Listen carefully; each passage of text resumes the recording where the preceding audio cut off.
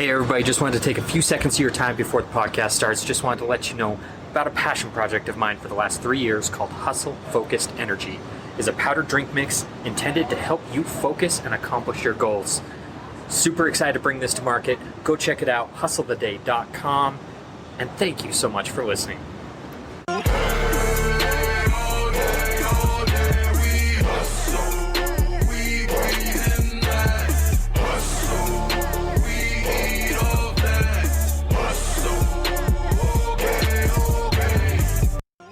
On this episode of the Hustle the Day podcast, I'm fortunate to have Erik Allen on the show. Erik is the definition of a side hustler. He has a full-time job, but he gets up early to produce 2 highly rated podcasts, as well as create a program for helping busy people like himself get into shape. You're going to want to listen to this one. Let's get to it. What's up, everybody? Welcome to the Hustle the Day podcast. Super excited and honored to have Erik Allen here. Erik, I want you to jump in. Tell me a little bit about yourself. Hey, first of all, thank you so much for having me on the show, man. Really, really appreciate it. Name's Erik Allen. I'm the owner of Top Rated MMA and the Bearded Biz Show. 2 different podcasts I run. Top Rated MMA has been around since 2012, and now has turned into probably what many are considering the #1 MMA podcast in the Northwest. I'm very humbled by that. And then the Bearded Biz Show is all where I'm talking with entrepreneurs, world changers, and success-minded people. And by the time this show comes out, I think we're going to have just a little over 200 episodes combined between the 2 shows released. Wow, that's awesome. Sitting here at 50-something episodes, it's like 200 seems so far away. But yeah. Well, that's really cool. Now, I've got to ask, how is it? So this isn't something like you do necessarily like 2 separate show platforms. They're all run under Erik Allen. So it's like, how did you decide that MMA and business mixed together?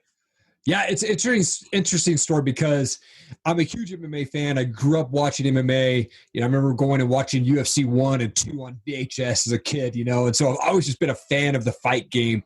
And when I launched Top Rated MMA in 2012, it was just an apparel company. And we kind of stuck out as being one of the few companies out there that was 100% American made. And I've had my ups and downs, excitement about the company. I even put it up for sale at one point because I was like, it's not going anywhere. And I got one call. A guy called me and said, "Hey, I want to buy the company for like $5,000 or something like that." And it was in that call I realized, no way, I'm going to flip this thing. And so I got off the call and I said, nope, not selling it. And I just rebranded everything. We, changed the logo, changed the website up. 2017, I decided to launch the Top Rated MMA podcast. I had no idea what I was doing. I was in a walk-in closet for almost my first 100 episodes. It didn't know to look into the camera. I had horrible lighting. Didn't even know what I wanted to talk about, but I knew one thing I wanted to hear, though. I wanted to understand why fighters want to get into a cage and get punched in the face and what got them there. And so that's what the show was in 2017 when I launched it. And throughout the first couple of years, it was fun. I had great conversations, and still it's exciting for me to hear people's stories. I'm fascinated by stories. But in 2018, I heard this guy named Ed Milet talk on his show, and I started listening to the show almost obsessively, like, oh my gosh, like Ed is awesome. And that inspired me to start the Bearded Biz Show in January of 2019. And so now here we are, just released our 67th episode coming up this week on the Bearded Biz Show. And that's where I'm talking with entrepreneurs, world changers, and success-minded people, man. That's very awesome. So lots of things that I can take from that. But right. I've got to say, first of all, I've got to applaud you for doing it. Well, you know what? There's a lot of people who say, oh, I'll start a podcast when I have this, or when I have this, or when I do this. And you just did it. Like you said, you were in a walk-in closet, and that's awesome. Like I personally was like, you know what? I didn't have the perfect camera. I didn't have this or that, but I just had a paper backdrop behind me. And so it was like somewhat professional. Really, it wasn't, but compared to your standards, it was a super professional setup. So, right. I mean, that's awesome that you just went for it. You had an idea and you weren't going to let anything stop you. Yeah, absolutely, man. And I've done a lot of trials, a lot of errors along the way. I've tried the green screen backdrops, and I've tried different backdrops and different lightings and things like that over the years, and always trying to tweak it, man, to make it better. And so, yeah, it's been a learning process since 2017, but continuing to go strong. That's for sure.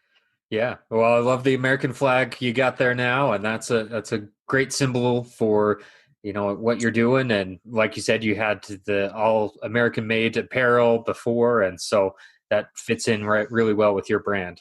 Absolutely. Absolutely. So you're one thing that I've got to pick a bone with you a little bit, though, is you mentioned you put the company up for sale. You got somebody who offered, and then like, no, I'm out. That's honestly been my experience in purchasing companies. I've tried multiple times. We get really far into the process, and then all of a sudden they're like, you know what? I see the value now. I'm going to go for it. It's like, yeah. What about me here? Right. Yeah. I think I would have been pissed if I was the guy on the other line for sure. I don't know. I lost all interest. I had just moved to Idaho and I was trying to do this business thing. I didn't have any connections in the MMA world, and I wasn't selling any product. I didn't have, constant guys reaching out or contact with my fans online. And I just got bored with it. And I was like, I kind of was in a situation where I needed money too at the same time. So like, well, maybe I'll just see what I can sell it for. And what was I selling? I was just selling the brand name and the Twitter followers that went along with it. It wasn't like I was selling like a massive amount of money. So obviously selling it for $5,000, that would have been, small change compared to most businesses that sell. But I had this phone call and I just felt like during that call, I'm like, nope, it's not going to happen. I can't do it. I can't give up on it. I got to keep fighting. And so I said, hey, man, thanks very much for the time, but I appreciate it. And I kind of made up this line. I'm like, hey, I'm going to talk to my business partner, and if we decide to sell, we'll get back to you. Right. And obviously I never called him back. And that's when I decided to start changing things, man. There you go. Yeah, you got to keep fighting. Just, you know what? It goes along with the MMA theme there. Totally. Yeah, absolutely. Yeah. So what is it that you think fascinates you about MMA to the point where you're going to create a brand around it? It's so interesting because I think I've always been fascinated with the mutual respect between fighters. It's very, very rare that fighters are fighting and they like have this personal like hatred towards each other. Even Nate Diaz and Conor McGregor, as much smack talk as they want to talk, they get in the cage and there's very much a respect game after the fight, right? These guys are up to the fight. They're talking smack. They're hating on each other. But after the fight, they have full respect for each other. And so I love that aspect of the fight game where they know they're getting into the cage. It's part of their job. But very, very rare is it a personal vendetta against another guy. And so I love that aspect of it. I mean, I grew up watching ninja movies, and I think I was a ninja for Halloween for like 15 years straight. So I've just always been fascinated with that, And so the MMA game, like I said, I started watching it at a very early age and just became this super fan. And I love the mutual respect that it brings, martial arts in general brings, Right. No, I totally understand that. And I think there's not a lot of that. A lot of people don't have that same mutual respect for people. So that's very admirable that people are that way and that they can do that. Right. So I want to talk about your Bearded Biz podcast. Yeah. Super cool concept. I mean, I love it. I was fortunate enough to be on it with you. I mean, I've got the beard. I'm working on a business, so it works. But you qualified. Exactly. So you were fortunate enough to have Ed Milet on your podcast, who's a mentor of mine. Tell me about that story. Man, unbelievable. Like I said, I came across Ed in 2018, really by chance. I was online looking at YouTube videos of Tony Robbins, and an old video of Ed Milet had popped up. And then I just, started to follow him, started to listen to his shows weekly as they came out, and really just fascinated by his spirit. And so, and I love the guests that he brings on. But for me, I sort of followed him, and he has the 2-minute drill that he does online every day. And one of the things he did in 2019 was the Max Out Challenge, where you had to submit a 1-minute video via your stories on Instagram to him, and then hashtag Max Out Challenge and Max Out and things like that. And it had to be a 1-minute video of what your business was about and why you are continuing to do your business. What drives you for success in that business. And I did the video and I submitted it. And this was like early on, like with me, like doing videos. I still think I'm improving, but it wasn't like, I look at it now, I'm like, that was a horrible video. Why would he pick that video? But, I sent that in. And then I remember like waiting, like going, okay, is he going to pick the video? And then he started to do like, hey, these are the top 2 that we've seen so far. And it wasn't my video. And I was like, oh, maybe I didn't win. And then all of a sudden he announced it one day and I was like, shut up. He picked me. And I was like, no way. So I won a 25-minute phone call with Ed via Skype. I was working with his administration team to line it up. And I asked them, I said, hey, can I record this call with Ed? And they're like, yeah, no problem. So I actually had this call with Ed.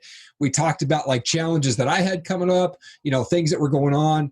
A lot of stuff that I didn't release on the show that I released was, he gave me a lot of personal contacts in this area to work with, which was huge. And so, but it was just awesome to hear and speak with him and just how personal he was. Like he's this big, massive figure, but he's so down to earth, and it was awesome. And we actually ended up speaking for about 35 minutes. And he just was like, dude, the other guys can wait. We're just having a great conversation right now. And I was like, whoa, dude. So it blew my mind that I won. And then I finally got to have this call with Ed Milet. And so that's how we ended up releasing an episode with him on my show. That is so cool. And you know what? It's great to hear people that, take part in those challenges and win it. And, it's usually not somebody, and so it's awesome to hear that. And that he is as personal and genuine as he puts his persona out to be. And, I've been close enough to know that he is that way, but not everybody does understand that. And so that's really awesome that you got to see that and got an episode out of it too. So come on. Yeah, absolutely. Absolutely. So at this point, going back a little bit, you decide to keep Top Rated MMA. Yeah. And you decide to pivot into a podcast. What is it that made you decide I'm going to start a podcast? Yeah, it was interesting because, back 2017, I was just thinking like, I got to refresh the brand. The apparel side of things, it was costing me too much money. I wasn't doing a bunch of sales. Every once in a while, I would be at live events, covering the event for the MMA fights or whatnot. And I would sell a shirt here and there. But I really wanted to start connecting and building my brand out. And I thought the only way that I can do that is if I start reaching out to fighters and actually telling them, hey, I want to have you on my show. I want to help you promote your brand. And so I really targeted these up-and-coming amateur fighters or early pro fighters. And that's probably the majority of my guests. Not a lot of them are like major UFC stars or, Bellator stars or anything like that. But these guys are up-and-coming. And some of the fighters that I've had on my show are now in the UFC. And so it's been really cool to see them and follow them through this journey. And so that's kind of what sparked my interest in starting the podcast was, one, I'm fascinated by stories, and 2, I wanted to expand my own brand and in the same time helping others build their brand up to get their name out. Yeah. And you know what? Those are the best stories too, honestly, because, I was talking to somebody else in the podcasting community that, has had some of those big names. They've had Andy Frizzell on their podcast. They've had, Ed Milet on their podcast, and they're talking to me. They're like, those aren't the ones that get all the downloads. It's the local people that have the really interesting stories, the people that are, the up and comers, the ones that people can relate to more. Yep. Those are the ones that are the best episodes. Yeah. Yeah. I agree. Absolutely. So that's perfect that you don't have those necessarily big names on there, because those are the people that other MMA fighters can relate to. Right. Yeah. So how do you manage to do 2 podcasts and then balance it with your day job? It's tough. I'll tell you that, man. It stretches me mentally. But for me, I get up at 4 a.m. 6 days a week. And I get up, I set my alarm on Fridays for 5 a.m., but I rarely make it to my alarm on at 5 on Sundays. But I get up at 4 a.m. I go hit the gym downstairs at my house for 45 minutes to an hour. And then I come upstairs and I start working on my shows. I reach out to guests. I edit my shows. I start scheduling them to be posted and working on questions for my upcoming shows. And then at 8 o'clock, I flip over to a side computer and then I start my full-time job. Then I've been working remote since 2015. So there wasn't a huge change for me personally when COVID sent everybody home, and I'm blessed to work with a startup, and that kind of allows me to do these things during the day, when I have them. So yeah, it's a tough transition, but I've been waking up at 4 a.m. for 10 plus years, and my body's very much used to it. And my mindset, some days are like, dude, you stayed up way too late last night, but I still force myself out of bed and make it happen. Yeah. Yeah. No, you're definitely living the example of hustle. Making sure that a lot of people say that they don't have the time to do these sort of things. Right. You're making the time. You're doing it. You're not living off those excuses. You still have the day job, and now you've got a really awesome side hustle of this podcast, these two podcasts rather. Yeah. So I want to talk a little bit about, you said you hit the gym for 45 minutes to an hour. You did this program. It's called 4590. Can you explain a little bit more about that? Yeah, it actually started out kind of as an experiment, right? So I turned 40 in December of last year, and I said early on in 2019, by the time I'm 40, I want to be at 175 pounds. I weighed 199 for like 6 years, and I hit 200 pounds one time in 2019. I said, I'll never do that again. I don't want to break 200 pounds. So I said, I'm going to start working out. By the time I hit in December, when I turned 40, I'm going to be 175 pounds. And I think I worked out for like 3 days, and then I quit. And guess what? My birthday came around in December. I weighed the same amount that I did when I started.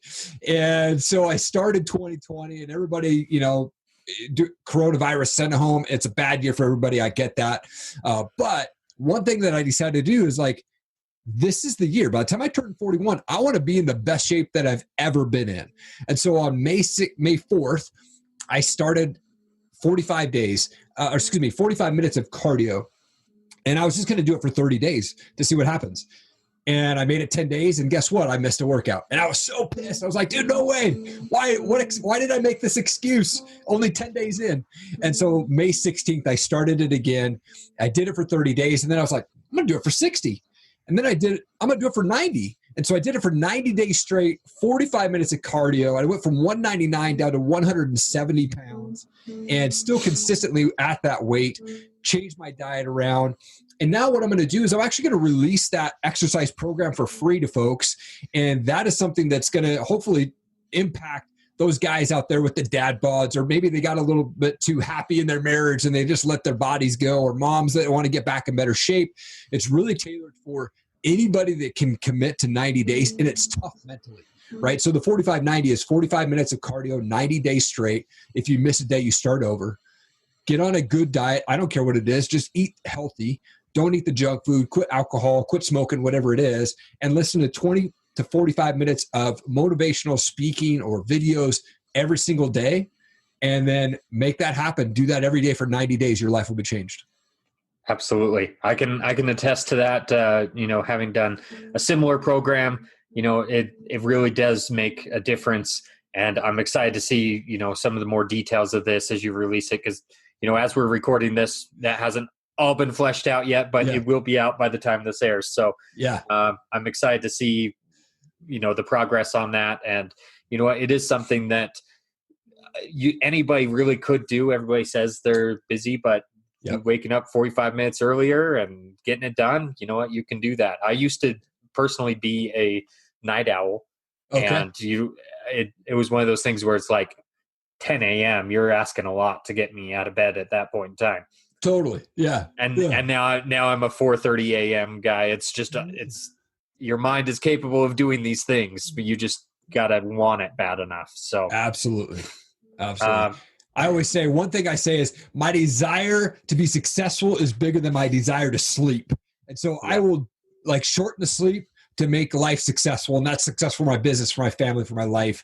And that's kind of my motto, my go-to wording that I see every day in my head. And I get into the office. That's what it is. Yeah, that's awesome. I love that. So as you started these podcasts, you did without the right equipment, and I mean, that's fine. I think a lot of people overthink the production side of the podcast. So what was a challenge though that you never expected in starting your own thing?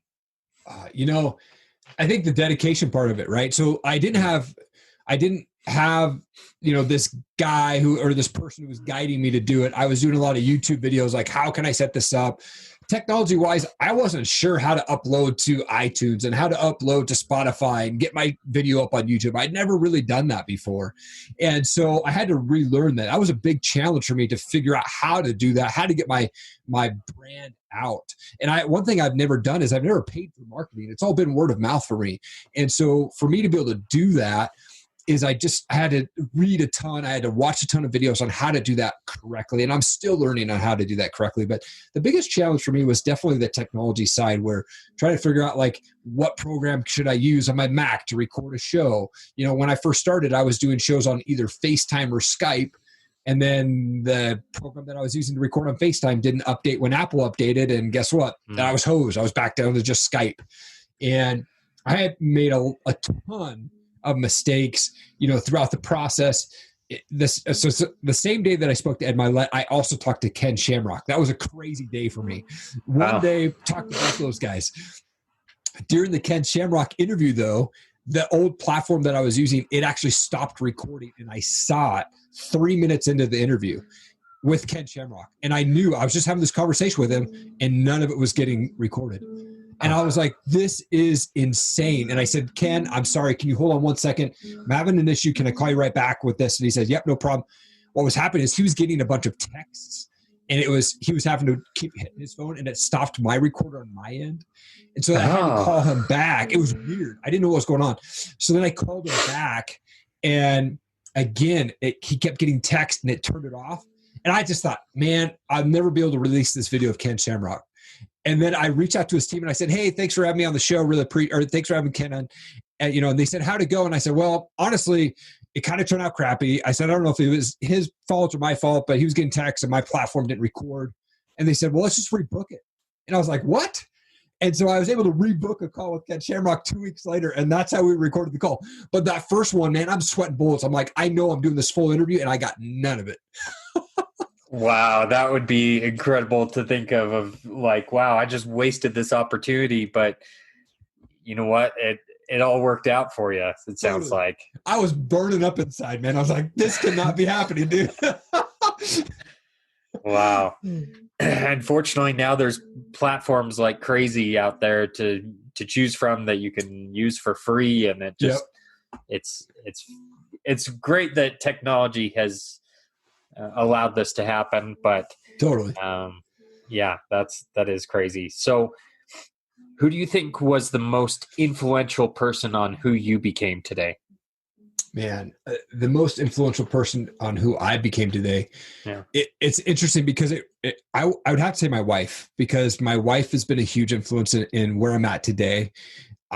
When I met my wife, I was this depressed guy, lived alone in a ghetto apartment, drink, 6-pack of beer every night. I'd go to Hollywood Video and rent a couple movies for the night and be smoking my cigarettes and things like that. And she's been such a huge influence in me, and my relationship with Christ actually came before I met my wife, but it was in that same time very closely. And so, but she has been a huge influence. She came from a broken home. Like I came from a broken home. So we kind of came together, and she's just encouraged me through the past and encouraged me through the mess that I came from.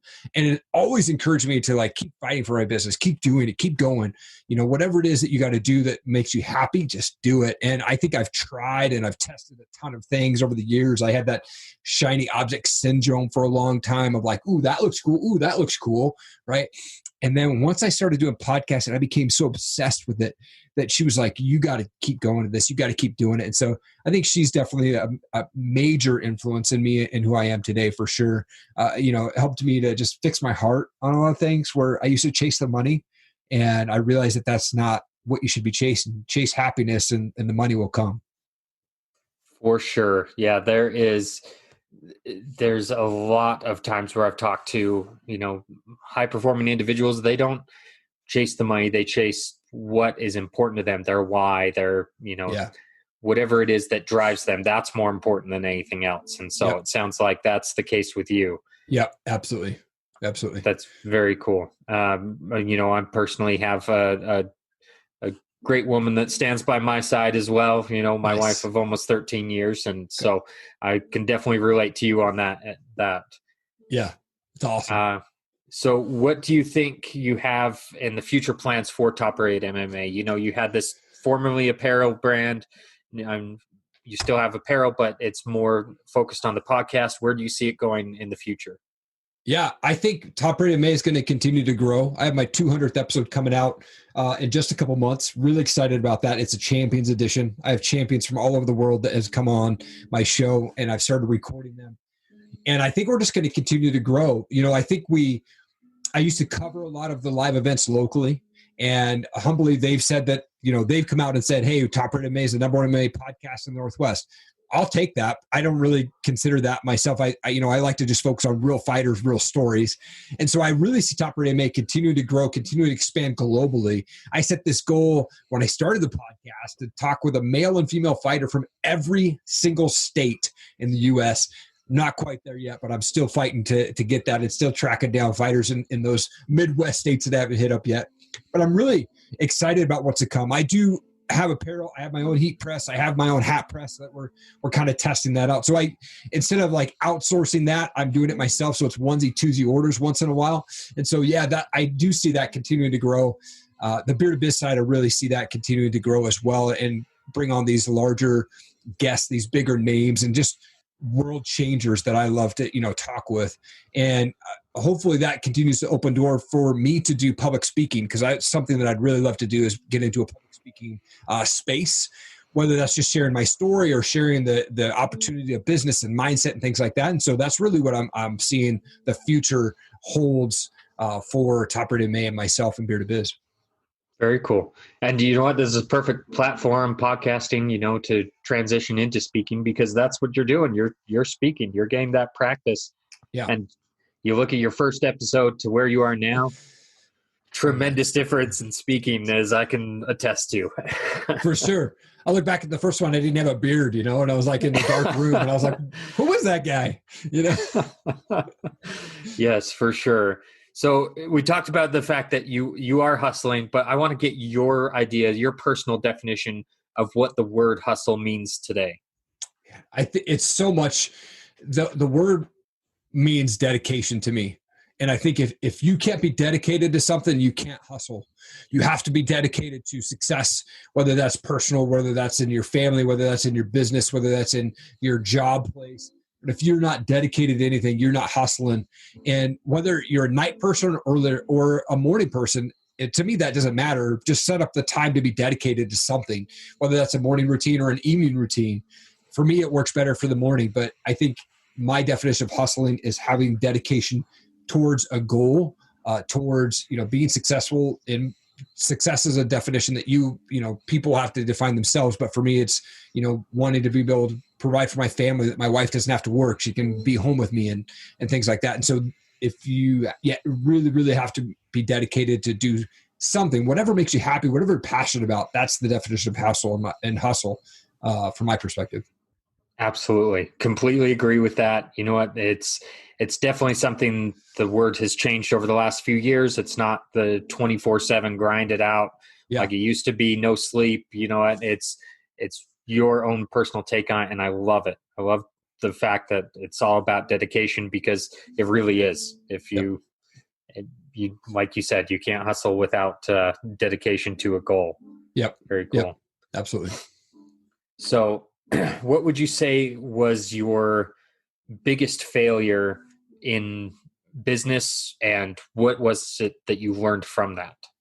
Oh man, yeah. Biggest failure in my business is I always wanted to, it's funny because at a young age, in my 19, 20 years old, I always wanted to be a millionaire by the time I'm 25 and retire and things like that. And so I think my biggest mistake was spending so much money on shiny objects that I thought would make me a millionaire, make me a bunch of money quickly.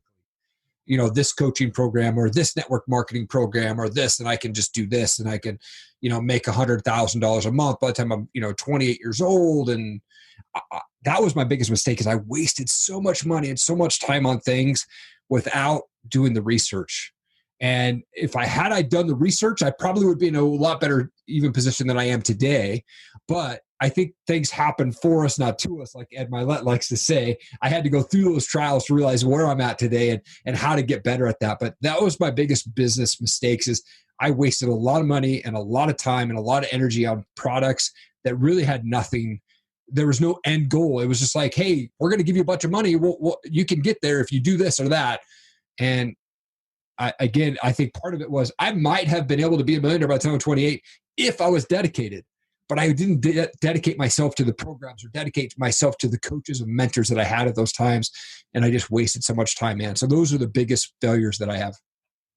Awesome. I totally can relate because I've done the exact same thing where it's like, you know what? Oh, this program offers this, this program offers this, this program offers this. It's like, let's just do them all. Right. And spend the money on all of them. But that gets you nowhere because you're not dedicated. I'm a funnel maker's dream client. I'll tell you that. I'll tell you that much, man. Like I would go through the funnel and go, oh yeah. Oh, I can upgrade for that. Oh, I can upgrade for that. Oh, for sure, man. You know, like that's how I was at the beginning. And I look back, I'm like, man, I just wasted so much dang money on that. Yep. Yeah. And that's one thing that I found over my years. And it's, whittled down from like 10 different, things that I'm a part of to just one. And that's all you really need is something to dedicate to. And you know what, that's where you'll see the results. Yeah. I used to be horrible with money. I mean, at 21 years old, I filed bankruptcy. I was $28,000 in debt. And now at 41, or I'll be 41 later this year, I have zero debt. We own 2 vehicles outright and things like that. So I've changed my mindset of how to handle money. But man, it was a struggle for a long time for me. I just was like, oh yeah, let's go buy money and, buy this thing and buy that. And just put it on the card. Right. I mean, I was not very money smart for sure in my early 20s. Yeah, for sure. I again can relate. So Erik, I've really enjoyed the opportunity to spend some time with you and talk with you and, get a little bit of the story behind your podcast and, what it means to you. And, I love that you're out there hustling and you're really living the dream while still providing for your family. And that's really cool. I love the people that are doing the side hustles, honestly. I really do like that because I think that's within the realm of possibility for anyone, even if they're not entrepreneurial. I've seen lots of people who aren't entrepreneurial minded that still have the side hustles. So Thank you for showing, my audience a little bit of that side of, what it takes to have a side hustle. Yeah, absolutely, man. Absolutely. So I like to end with one last question, but I want to, first of all, give you an opportunity to, tell people where to find you and give us a little bit more information about you and, plug anybody that you want to at this time. I appreciate it, man. Yeah, Top Rated MMA. We're on Facebook, Instagram, Twitter, and YouTube. Same as Bearded Biz. It's Bearded Biz Show on Instagram, and on Facebook it's just Bearded Biz, but we're on Twitter as well, and YouTube again. But the same channel for Top Rated MMA and Bearded Biz. So our show goes out via video and audio every single Friday for the Bearded Biz Show and every single Saturday for the Top Rated MMA Show. We made a commitment this year to release 50 episodes of each of my shows this year, and we have not missed a week since the beginning of this year. And so, yeah, we're hitting that streak, no problem. But yeah, so you can follow us on Instagram, our website, topratedmma.com. You can follow us on any of the pages. We love it. And I comment on every single comment that is done by a fan or somebody following the page. Always love to respond and just connect with people on there. So it's just truly an honor when I get a chance to be able to connect and speak with followers of our social media pages there. That's awesome. And I'll make sure to include a couple links in the description for the show notes just to make it a little bit easier for people to find you. But the last question I want to ask you, personal or business, what is it that excites you about the future, Erik? I'm so excited because, for me, my wife and I, we just celebrated 15 years of marriage. And, like Congrats. I said, thank you. We came, like I said, we both came from real broken homes, like crazy, crazy homes. And for us to be together 15 years, neither of our parents ever made it that long. In fact, we both come from a line of divorce after divorce after divorce. And what I'm excited about is we're leaving this new legacy with our kids that they're saying, hey, Mom and Dad, they fight sometimes, but they never will have, we have this rule in our house. We just don't say the D word, the divorce word, man, because we fight for our marriage because we know what it's like to be in that and go through that. And so what I'm really excited about is 15 years of marriage to my best friend, and we're continuing to just leave this legacy with our kids, that they're going to see a new way of people being married, a new way of following Christ. And for us, that's what's really most important to me is my family, and just really excited about what we got going on. Yeah, that's awesome. I love the family aspect, being a family man myself. I will have cut it out of this episode, but, my son came down and interrupted this podcast recording. So definitely understand the family aspect, but I really appreciate your time, Erik. It's been awesome. And, I am excited to see where you go in the future with this. Man, it's such an honor to be on your show, man. Seriously, truly, truly honor. I love what you got going on with Hustle Energy, man, and this show and your products, man, and continue to just rock and roll, man. But thank you so much for having me on the show. Really appreciate it. Yeah, thank you. And, I've gotten a ton of value out of this, so I know my audience has gotten value out of this. So I encourage you all to get out there and hustle the day.